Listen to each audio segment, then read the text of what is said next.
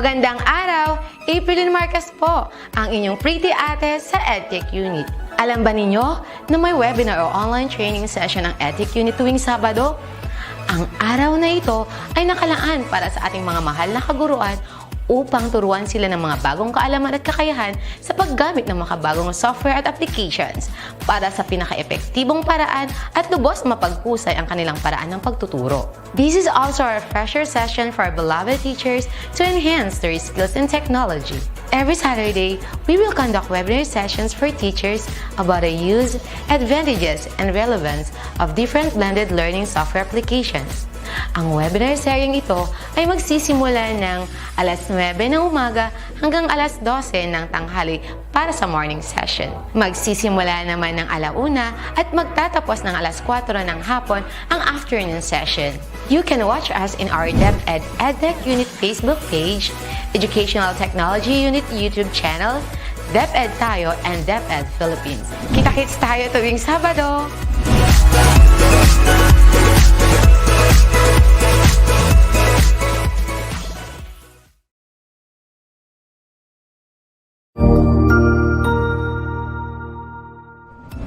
Magandang araw! Sir Wilbur po, at your service.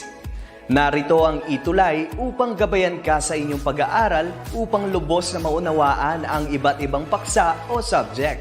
Ang ETUlay ay isang free online tutorial class na pinangungunahan ng DepEd Educational Technology Unit sa pamumuno ni Undersecretary Elaine Del B. Pascua.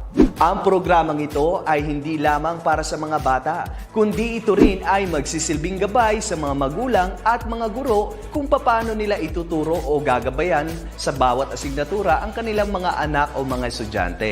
Sa kasalukuyan, ang self-learning module mula sa rehiyon ng Calabarzon at kilala sa tawag na pivot ang ginagamit sa ating ETUlay online class. Kaya ano pang hinihintay ninyo? Ihanda na ang inyong mga ballpen o lapis, papel o kwaderno at samahan kaming itulay ang pagkatuto para sa bawat batang Pilipino.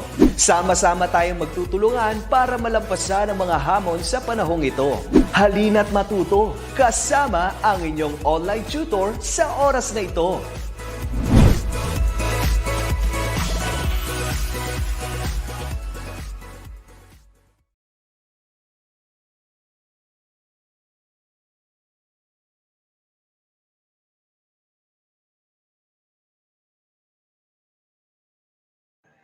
Yeah. And I will be your tutor for this time, okay? So for everybody, I am Teacher May, and before I start, I will greet the early birds who came in our session today. Hello po kay Honey Aribe, Melody Agimbag, Maria Adora Albarin, Estela Bacani from Pangasinan, Zaili Balingit, Yana Rain Leonardo, and Jean Jewel M. Bulataw of San Carlos, Pangasinan. Hello din po kay Ma'am Neri Dalusong at kay Annie Fernandez. Good afternoon po sa inyong lahat. Hello din po kay Juvie. Alright. Okay, hello parents, teachers, and learners all over the nation. Right at this moment, this time, you're going to learn correct grammar and pronunciation. I am Tutor May, your tutor for English 3, okay? I know you are all set and ready to learn. So what are you waiting for? Did you ready your pen, paper, and self-learning module? Okay, kung naka-ready na po yung pen, paper, and self-learning module, mag-comment nga tayo ng like sa comment section para malaman ni teacher na you have your tools ready for you to learn effectively today. Okay, so sabi ni Neri, yes daw, naka-ready na. How about the others? Okay, ready na ba ang inyong pen, paper, and self-learning module? Okay, sabi ni Honey, like, okay, ready na si Honey. Okay, so today we will be having, ayan. So ayan po, no, that's our time slot and I am your tutor May. Okay, So, bago po tayo mag-start, I would like to remind everybody na you can send your selfie of you watching our episode of today and tell me a thing that you learned from the lesson, okay? And send your selfie or selfies to my Facebook account. That's my Facebook account, Maysevilla or May Sevilla, okay? So, ilan sa mga classmates natin na ready na ay si Nadine, si Jeline Basa, si Shania, si Myra. Ayan, mga ready na raw po sila for our lesson for today. So, ano ba ang ating lesson for today? Actually, our session today will be quarter ender. So, we will have two topics, one for week 7 and one for week 8. Ang topic for week 7 will be comparison and contrast information, and then the last topic will be about simple story. So medyo siksik ang ating lesson or ang ating session because we will have two lessons for today. So bati muna po tayo ng mga bata, ng mga learners na nasa session natin today. Hello kay Kurt Aiden Javier Adriano. Ito, si Kurt napaka-active kasi kanino ko pa nakikita si Kurt, okay, from Hagonoy West. Okay, hello din po kay Yana, si Yana Ray na laging nakatutok sa English 3. Si Nigel Agustin Julia, he or she is a grade 3 student, section Nara. Si Rayleigh, hindi naman po late kasi mag-uumpisa pa lang tayo. So si Yana Rain, ready na. Okay, so for these topics, what are our learning objectives? Okay, so we have two learning objectives.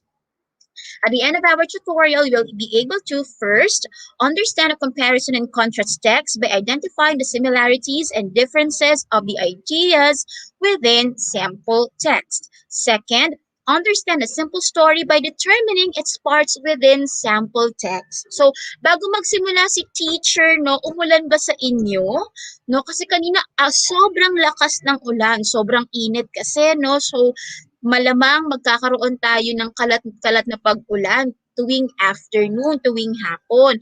Pero just a word of caution lang, no, mga bata, huwag lalabas, lalo na kung bagong ulan kasi madali tayong magkasakit pag yun yung ulan pag nabasa tayo ng ganong ulan. Okay, sabi ni Neri, hindi raw po umulan sa kanilang area.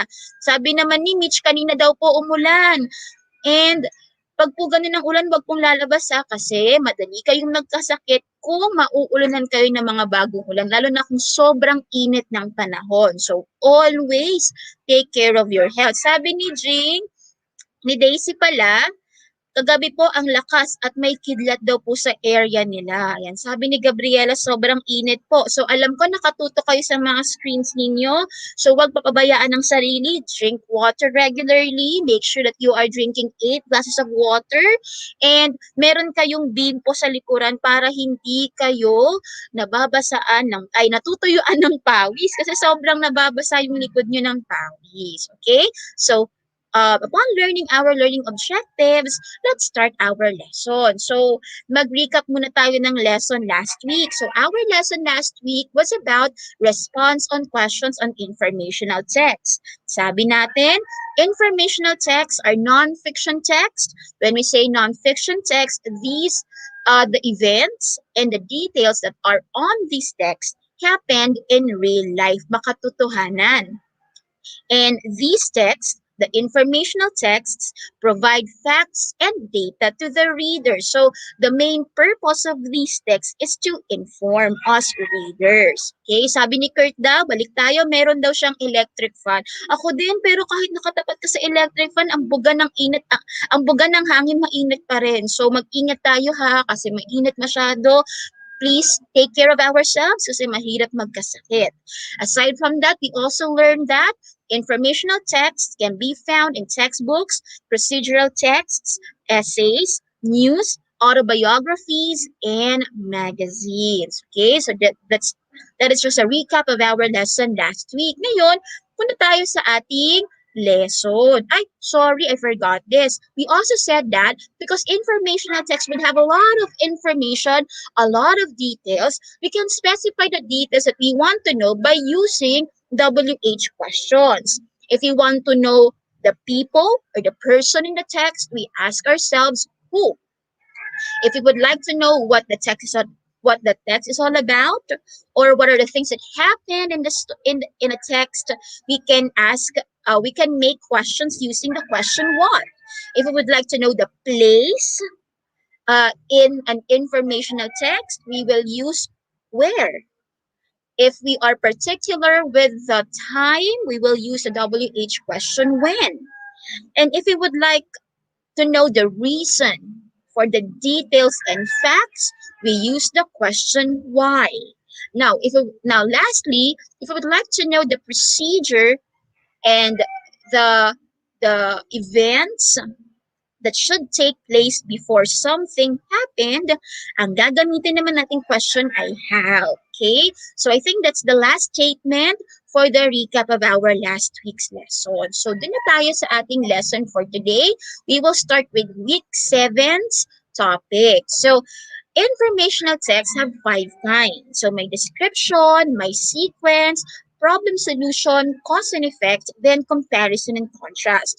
I know by now these types of text are already relevant to you, or you know these texts already, or you have an idea of what these texts are about, because we have studied these things in our previous session. Okay, sabi ni Annie, opo, tutor. Sabi ni Joel, opo din daw. Okay, but for week 7, we will be specific with our topic, which will be about comparison and contrast. Okay, so before we have a text, before we have a comparison and contrast text, let us have this picture. Okay, I know there have been times that you have seen these in different texts in different books. What volcano is this? Can you help teacher to identify this volcano? What is this volcano? Okay, tumitingin ako sa ating comment section. Sabi ni Juvie, oh, Mount Mayon. Okay, Mount Mayon. Okay, very good, Juvie.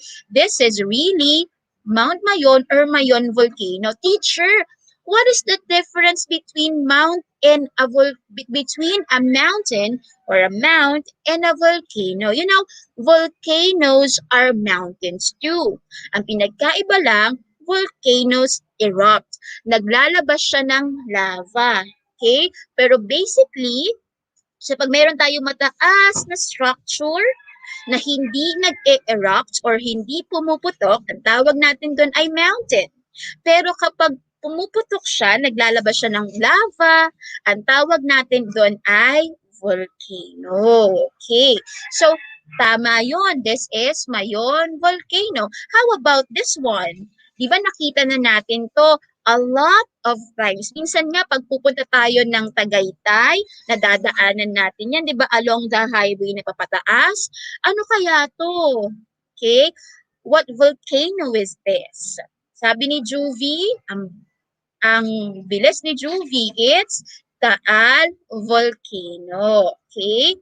So upon seeing this picture, can you help me describe, first, balik tayo sa Mayon Volcano ha, what are the things or what are the adjective or how would you describe Mayon Volcano?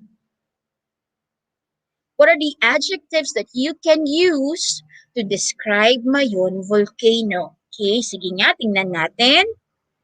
Paano nyo mailalarawan yung Mayon Volcano, 'di ba? Sabi ng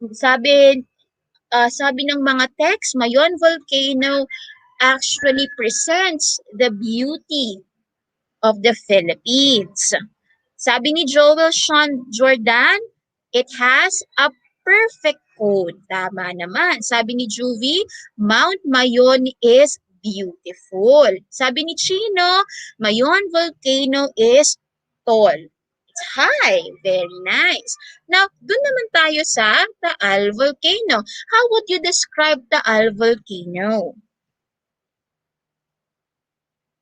Okay.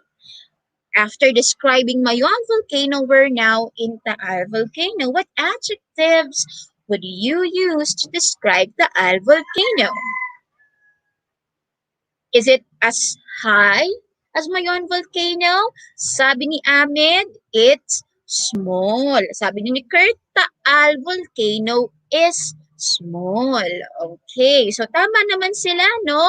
So the text that we will be reading for today will be about these volcanoes. So before we read that text, let us first unlock words that we will discover or that we will use in the text that we will read later. Okay. So first, let's have the word structure. Can you can you please spell in the comment section or type the word structure? Structure is used in the text that we're going to read. But first, I want you to spell the word structure. How do we spell that? Okay, so I think the first comment that I saw was from Yana Rain. Tama. Tama yung pag-spell ng structure. Tama rin si Juvie. At marami ding tamang sumagot. I cannot really say your name one by one. Pero as much as I can see here, tama ang inyong mga answers. Very good. Now, let us find out the meaning of structure. So type the letter of your answer. What does structure mean? Is it A, how strong something is?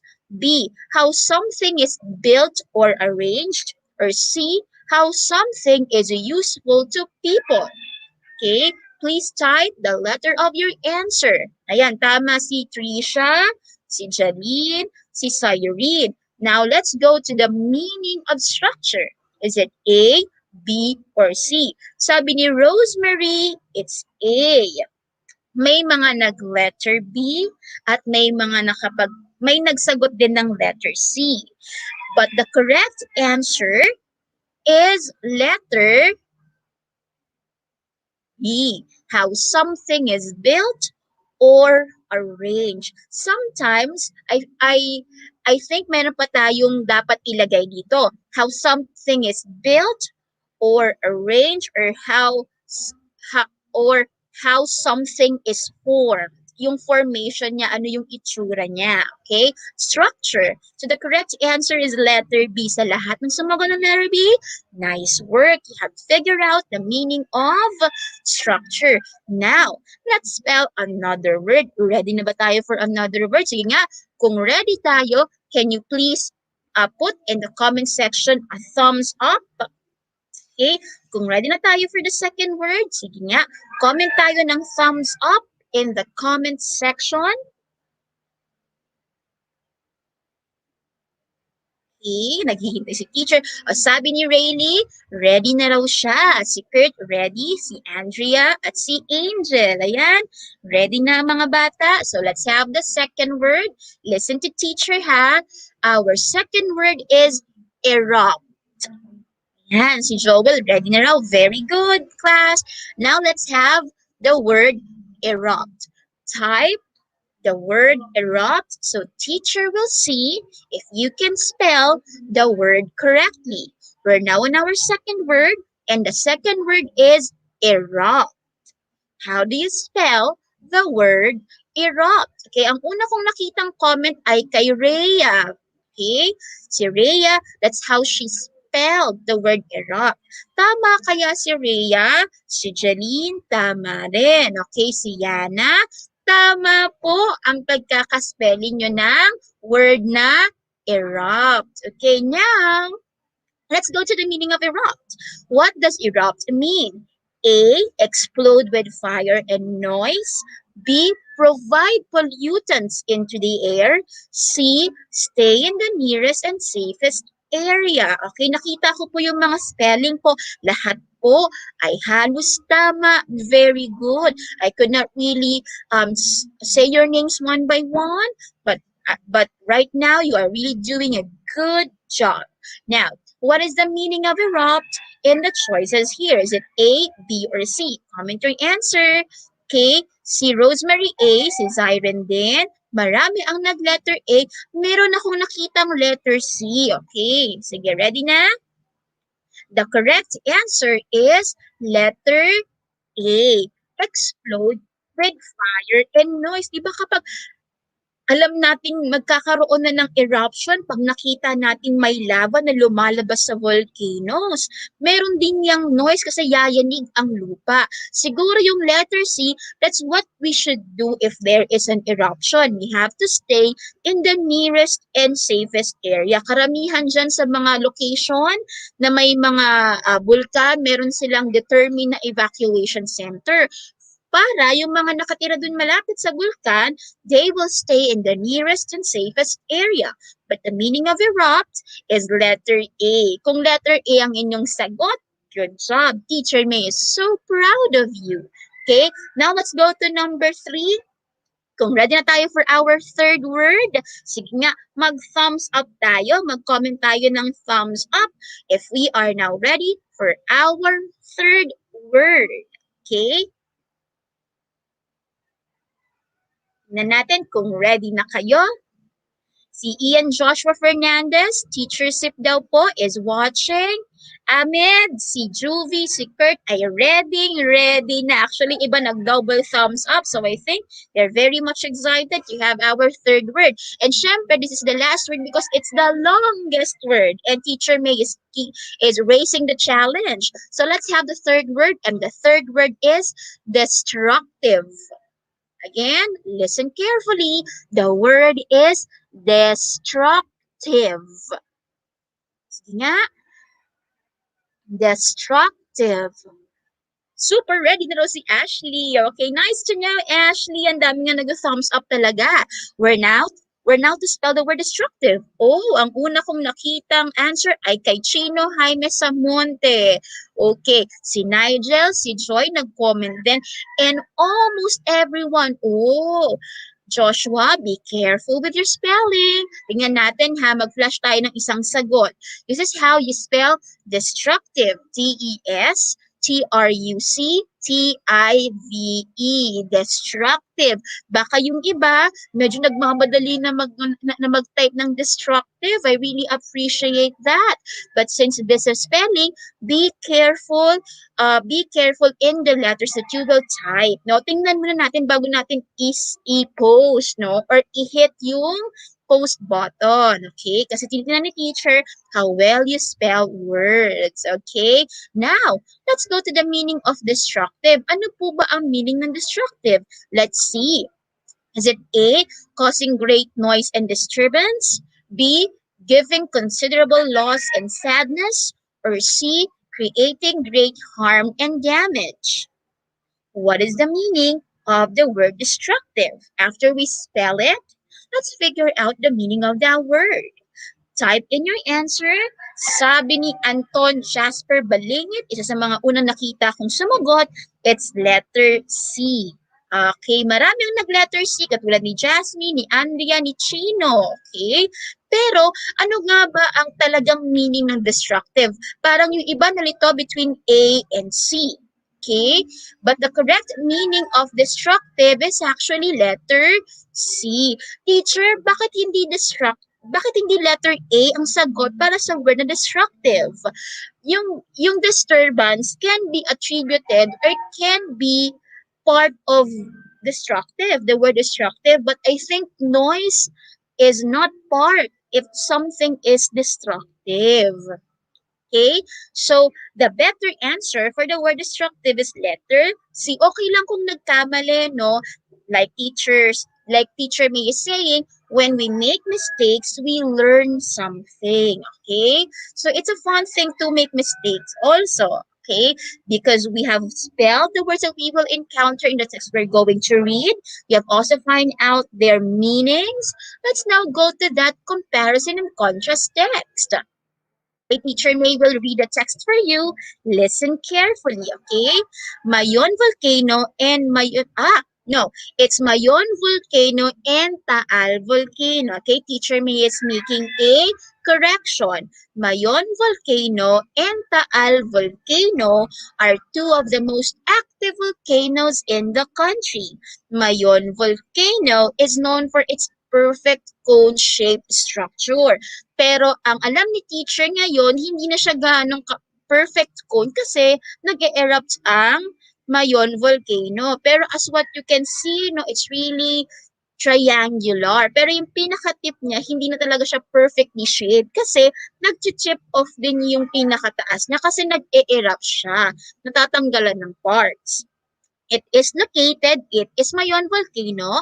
Mayon Volcano is located in the Bicol region. Meanwhile, transition, Taal Volcano is considered as the world's smallest volcano. So yung mga nagsabi kanina na small ang Taal Volcano at tall or high yung Mayon, tama sila sa pagde-describe.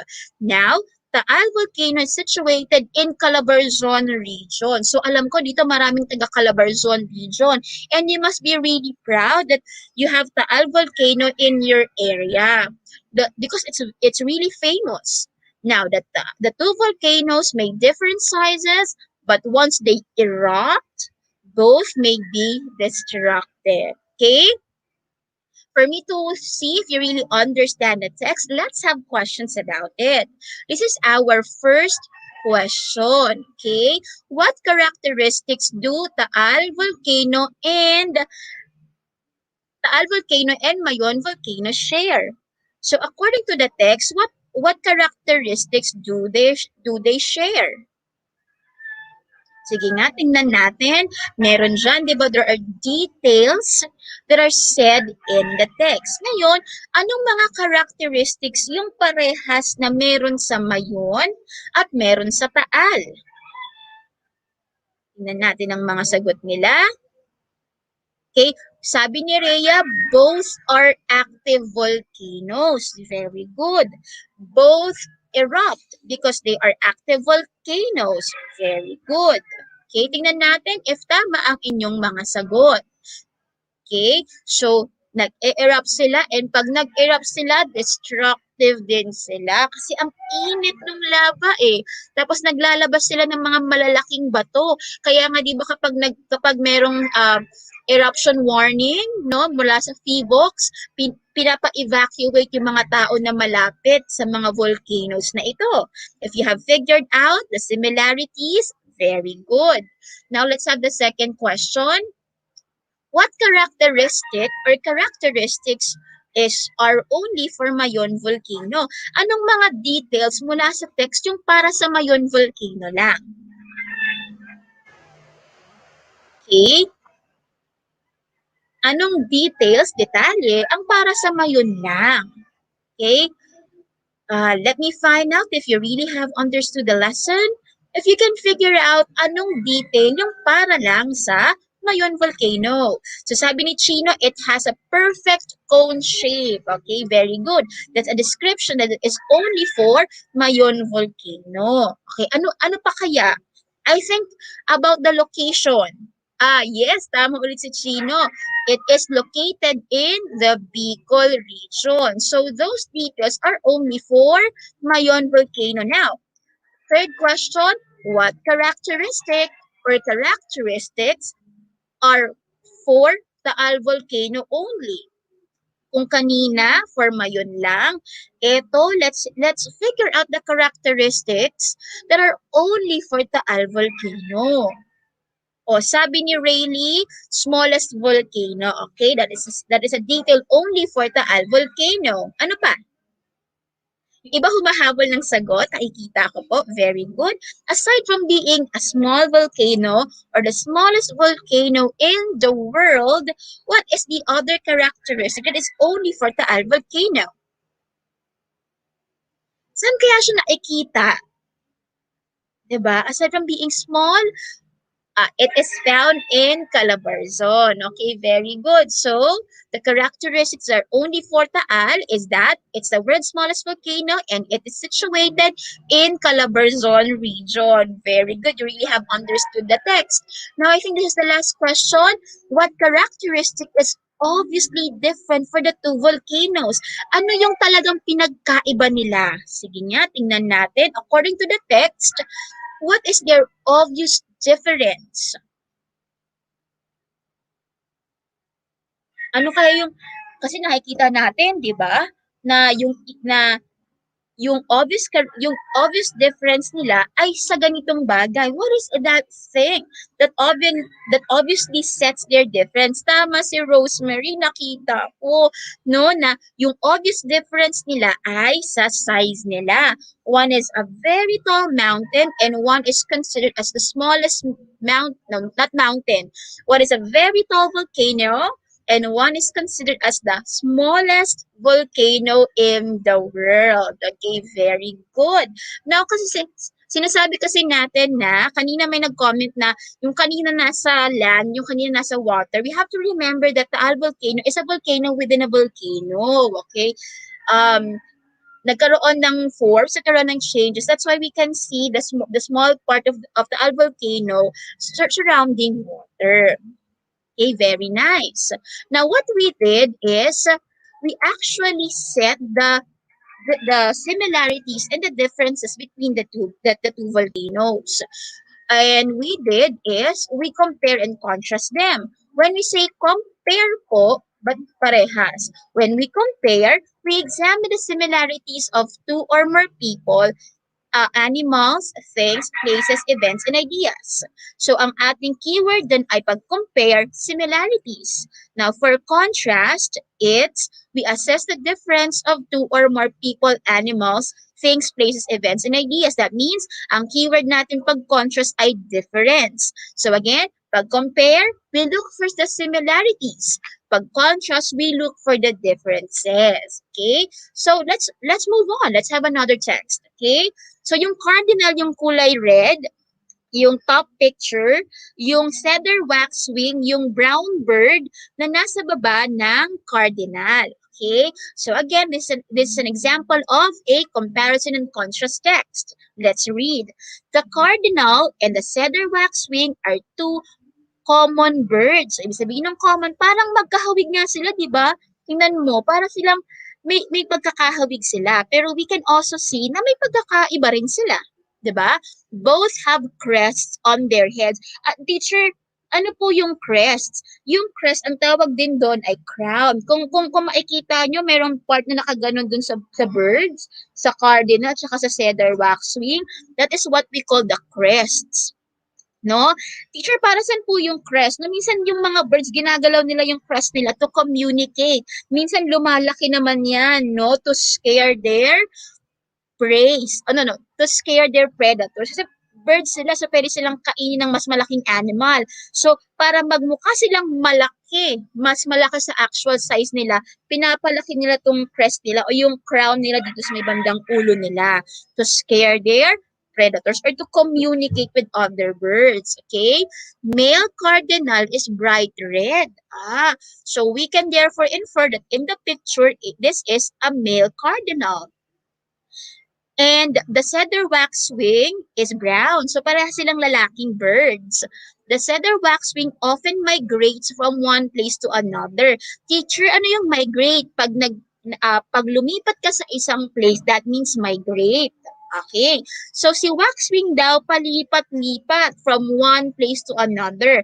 On the other hand, the cardinal stays in one place year after year. So, ibig sabihin, si Cardinal, nagsistay muna ng 1 year bago siya lumipat ng isang place. Unlike si Cedar Waxwing na palipat-lipat each time. Okay? So I hope you understood the text because I will test your comprehension of the text. Let's have the questions about it. Let's have number 1. What are cardinal and cedar waxwing? Ano sila parehas? Are they both horses, birds, or snakes? Okay, please let me know your answer by putting your answer on the comment section. Sabi ni Yana, birds. Obviously, no? They are birds. So, that's their comparison. Okay? That's how that's their similarity. Pareha sila na birds. Okay? How about number 2? What do they have on their heads? Anong tawag daw dun sa head, dun sa may head part nila? Is it A, crests, B, pearls, C, crowns? Let's have number 2. Okay, anong tawag doon? Okay? Sabi nila, for number 2, it's crest. But actually, if you answered letter C, crowns, pwede rin. It's either A or C. Okay? Sa mga sumagot ng letter A, tama ang inyong mga sagot. So for number 3, based on the selection, how do the author differ in terms of how do how do the two differ in terms of color? So we're now contrasting the two birds. A, male cardinal is bright red while waxwing is brown. B, male cardinal is brown while waxwing is bright red. C, male cardinal is bright brown while waxwing is red. What's the correct answer? For number 3, if your answer is letter A, katulad ni Chino, Juvie, Gabriela, tama ang inyong sagot. Obviously, in the picture, male cardinal is bright red, while waxwing is brown. Okay, now for number 4, last question. How is their length of stay in one place described? Ay, di ba sabi natin, they also have a difference on how long they stay in an area. So how do they differ? A, waxwing stays in one place year after year, while cardinal migrates from one place to another. B, waxwing and cardinal both stay in one place year after year. Or C, cardinal stays in one place year after year, while waxwing migrates from one place to another. For number 4, what's the correct answer? Hmm.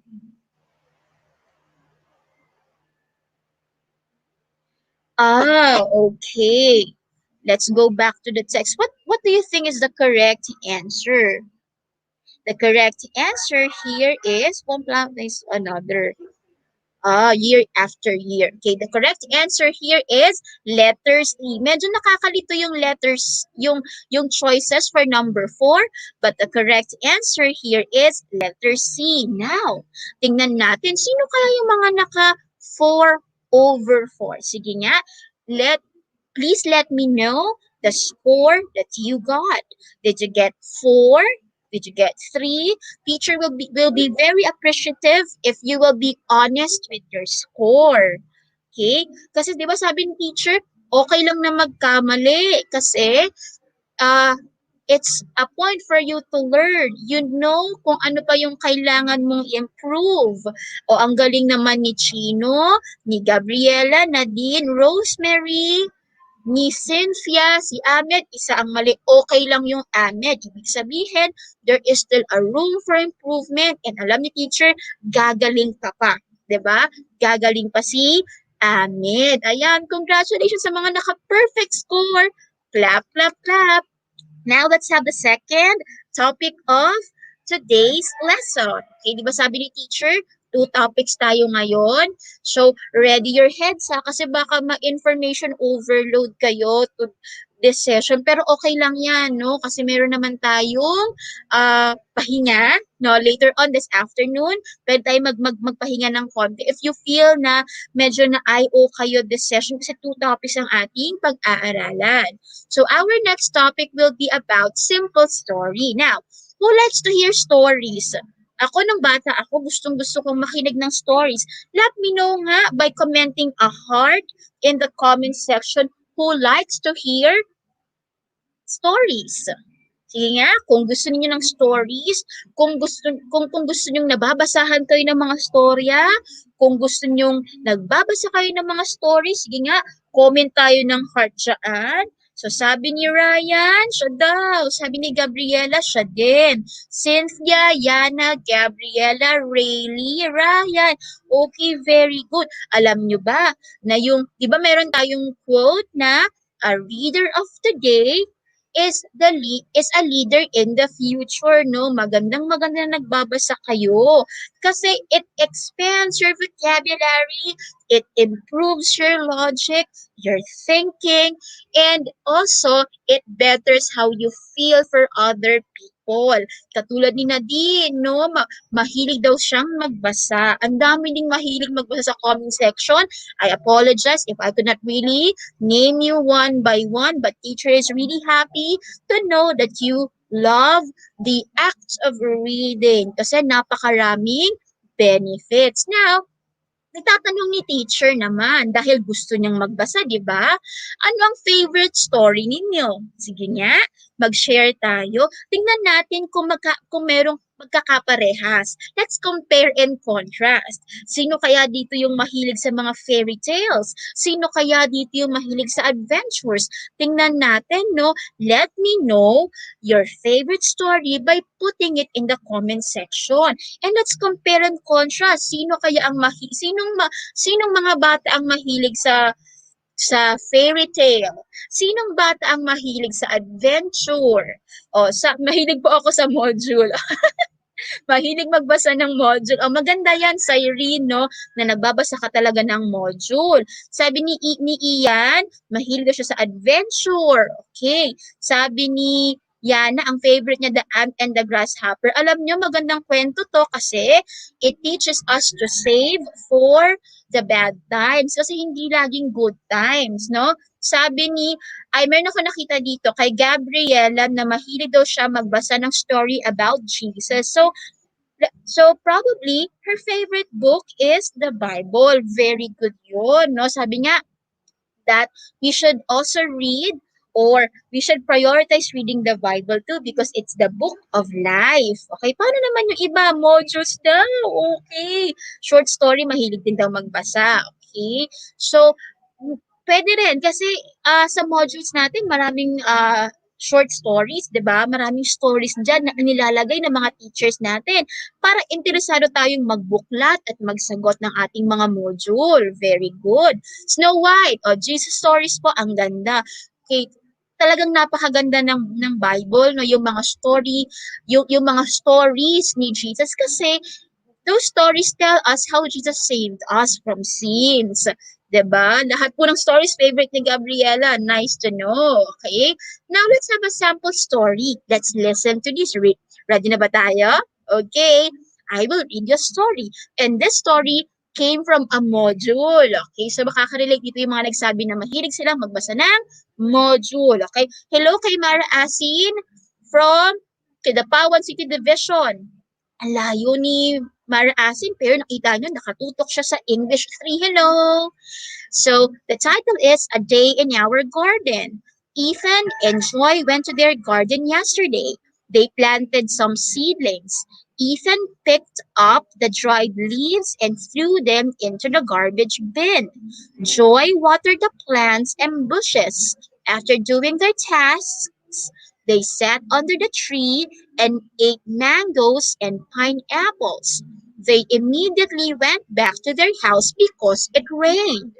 Oh, ang sipag pala nilang mag-clean and mag-take care ng garden nila, di ba?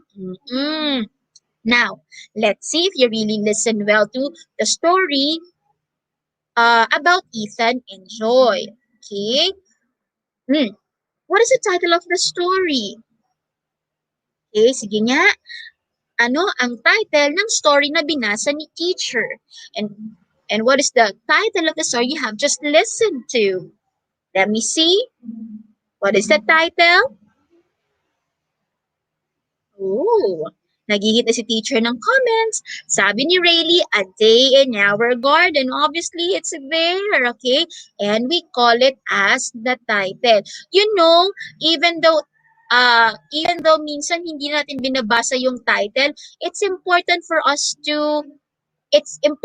text to have titles. Bakit? Kasi pag tayo ay smart reader, ang una nating mabasahin yung title. Though marami sa inyo nagsiskip na. Pero it's important for us readers na nagbabasa ng title. Bakit? Kasi the title actually says the topic and the main idea of the story that we're going to read. Okay? Let's have now the second question. Who are the people in the story? Sino ba yung mga tao na nakilala natin sa storyang binasa natin?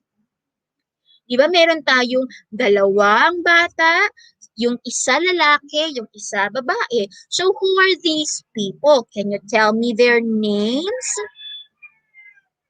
Ethan and Joy po, sabi ni Rayleigh. Okay, sabi din ni Ashley, Ethan and Joy. Very good.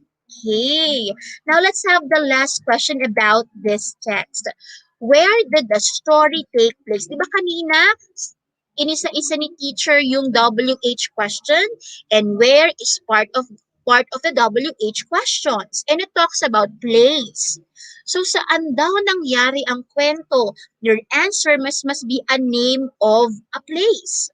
Saan daw nangyari? Okay, si Rhea sabi niya garden. Same answer with Neri and Ashley and Aaron. Very good. These are the setting or the story took place in a garden. No, probably their garden. So hanggang doon lang sila lalabas. They could not really go outside even further kasi alam natin, bawal. Siguro, yung garden nila nasa harap lang ng bahay or nasa likod ng bahay. Pero alam natin mga bata, no, na bawal pa kayong lumabas. Okay? Now, what we have just read is an example of a simple story. Teacher, ano po yung a simple story? A simple story can be fictional or non-fictional.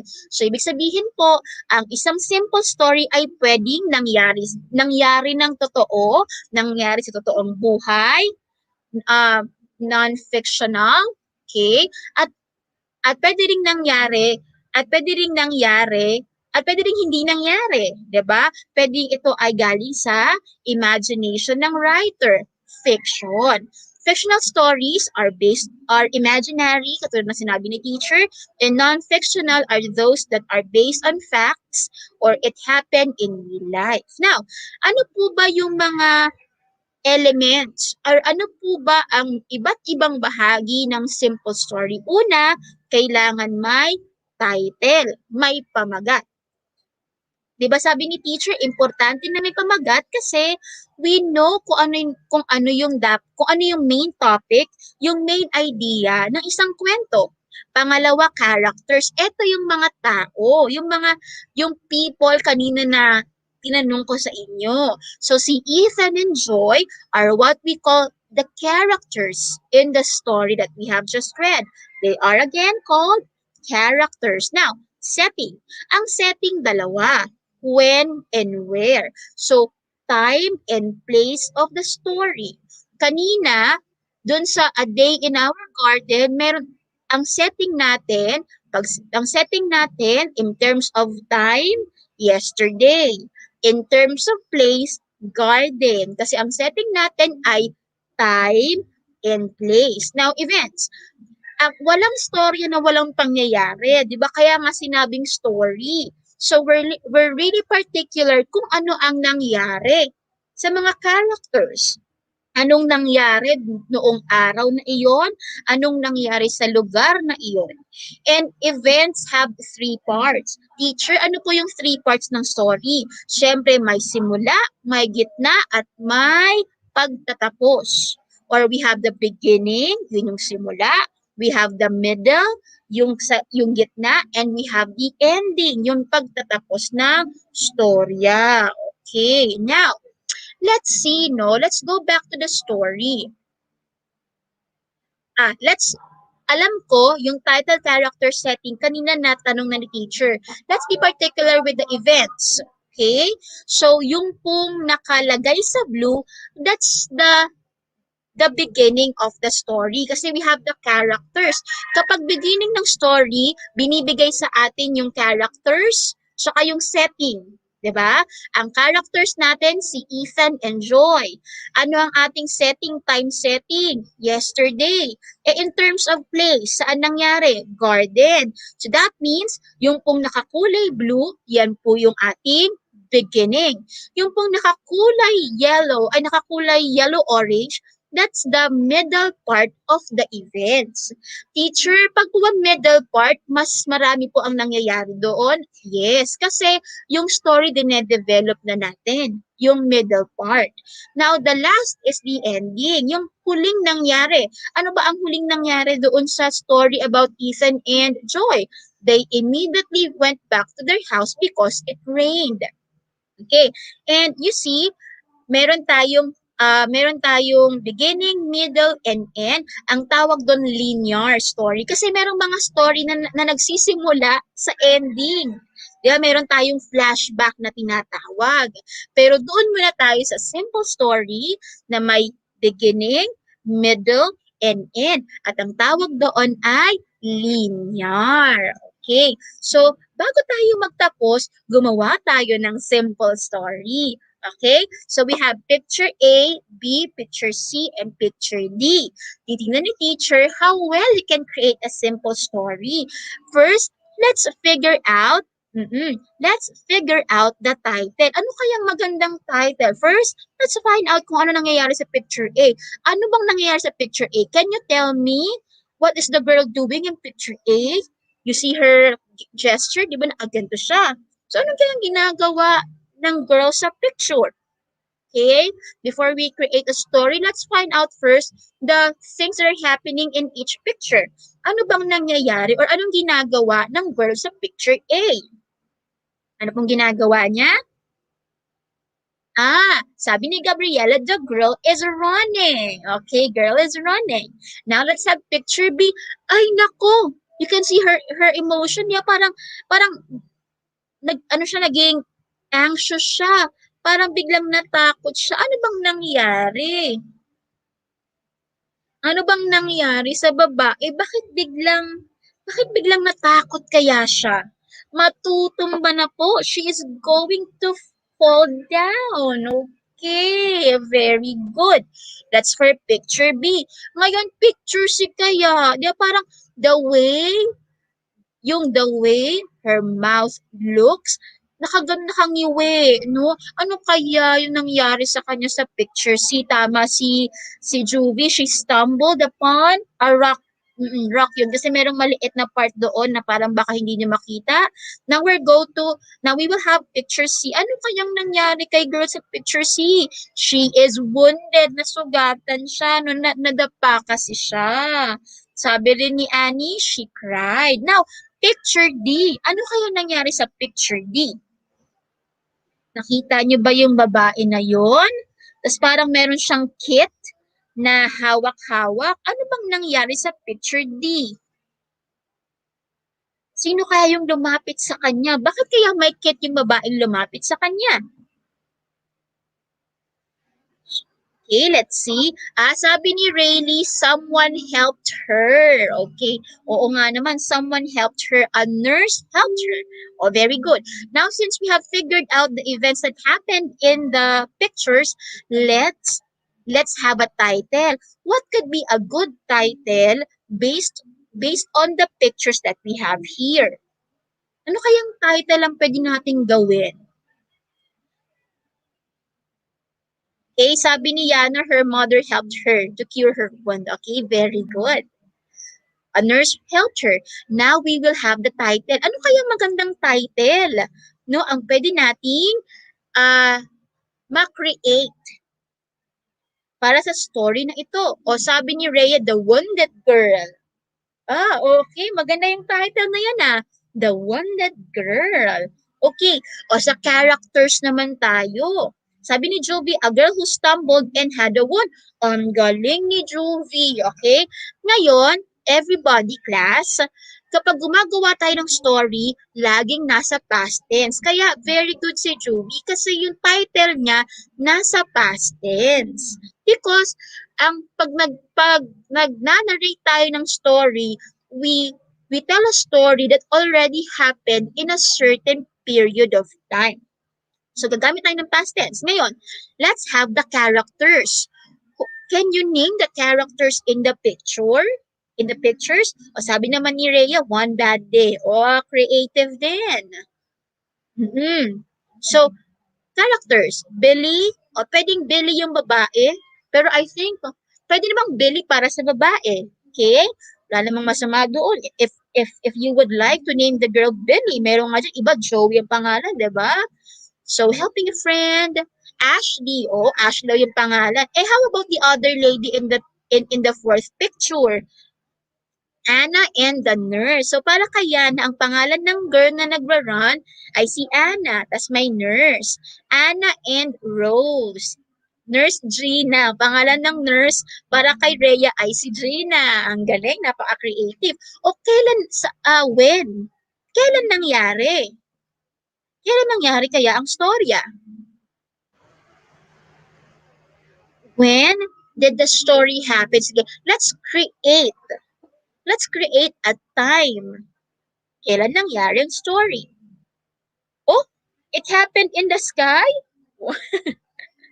O parang pwedeng sa sky, pero for another story, 'di ba? Oh, sabi ni Juvie, it happened one afternoon. Sabi ni Andre, it happened yesterday.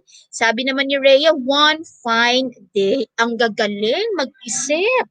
Monday morning para kay Rhea. Yung Annie today, pwede. Pero gagamit tayo ng present tense if it's today. Now let's have where. Saan nangyari ang kwento? Saan nangyari ang kwento kaya? Kasi kung siya ay tumatakbo, tapos siya ay nadapa, saan kaya siya pwedeng mangyari? Where did the story take place? Mga 9 a.m. Gino, ang galing. Mga 9 a.m. po. Okay, pwede rin. O saan kaya? Sa road. Parang delikado atang tumakbo sa kalsada, no? Sa park, pwede. Sa playground. Okay, so the story happened in a playground, in a park. Very good.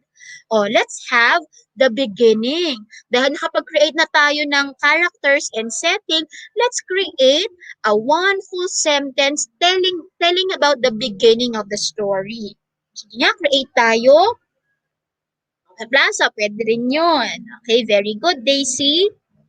Okay, let us make a sentence that will be the beginning of our story.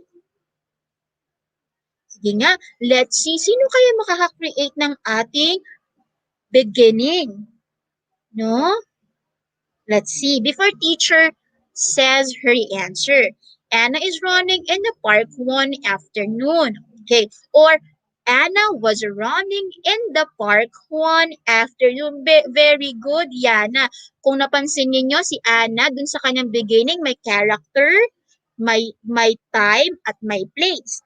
Anna was running in the park one afternoon. Okay. Oh, afternoon, anong nangyari? Oh, meron dito, Elsa was running on a fine Monday morning. Elsa was running in the park. Okay, let's use the past tense. Okay, so good din yun. It's a good way to begin your story. Diana was running in the playground. How about kaya parang kulang to? Parang dapat meron tayong time. Pwedeng Diana was running in the playground yesterday, Andre. Okay? Oh, let's have the middle part. Ano kayang nangyari after the girl ran? Ano kayang nangyari? Okay, let's have now the middle part of our story. Okay, then she stumbled upon a rock. Okay, sabi ni Juvie, she stumbled and had a wound. Okay, is running. Ian is running in the garden one afternoon. Was running. Okay, ma'am, nag-lag pa. Pasensya na kung meron akong internet issues. Okay, so after running, so sabi nung isa, sabi ni Juvie, sa middle, she stumbled and had a wound. Okay, very good. Paano naman kaya sa ending? We're now in the ending part. Okay, sabi ni Rhea nga, she didn't notice a small rock, then she fell and was wounded. Ang galing gumawa ng storya ni Rhea. Ito, ang haba ng sagot ni Chino. Tingnan natin, parang kinumpleto niya na. The girl that fell one morning at Anna's street, she was playing. While she was playing, she fell, and then one nurse saw her, and that was Rose. Rose helped Anna, and they became friends forever. Ah, that's a good story, Chino. Thank you for completing the story. That's a good story, but I think we have to be consistent with our verbs, and we can make it more coherent by adding transitional devices. No, very, very nice. Now, nakita ko naman how creative you are, or how creative you are in telling me the story and helping me have a simple story based on 4 pictures here. 'Di ba? Ang galing ng grade 3 natin dito. Now, let's summarize the things that you have learned. First, a comparison and contrast text is a kind of informational text that determines the similarities and differences of two or more people, animals, things, places, and ideas. A simple story can be a fictional or non-fictional text that has a title, characters, a setting, and events. Now, don't forget to send to me your selfie watching today, and you can also tell me the things that you have learned from our lesson, and send your pictures to my Facebook account, Maysevilla. I will be looking forward to seeing your pictures, so you can send them to me. So that will be the end of our session for today. I hope that you will still be here for our fourth quarter episodes. Have a nice day, everyone, and please take care. Bye.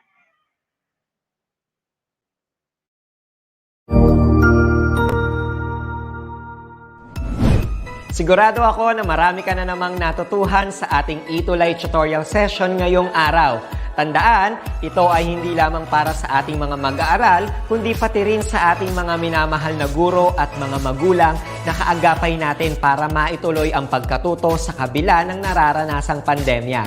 Patuloy ding sumubaybay sa DepEd TV para sa mga araling ginawang video episodes. Mapapanood ito mula Lunes hanggang Sabado, alas 7 ng umaga hanggang alas 7 ng gabi sa inyong mga telebisyon. Abangan bukas mula 1:00 ng tanghali ang iba pang aralin sa ating ETUlay free online tutorial session sa Filipino. I-like and subscribe at manatiling nakasubaybay sa ating ETUlay tutorial session sa DepEd Edtech Unit FB page at Educational Technology Unit channel sa YouTube at sa DepEd Tayo at DepEd Philippines social media accounts. Paalam!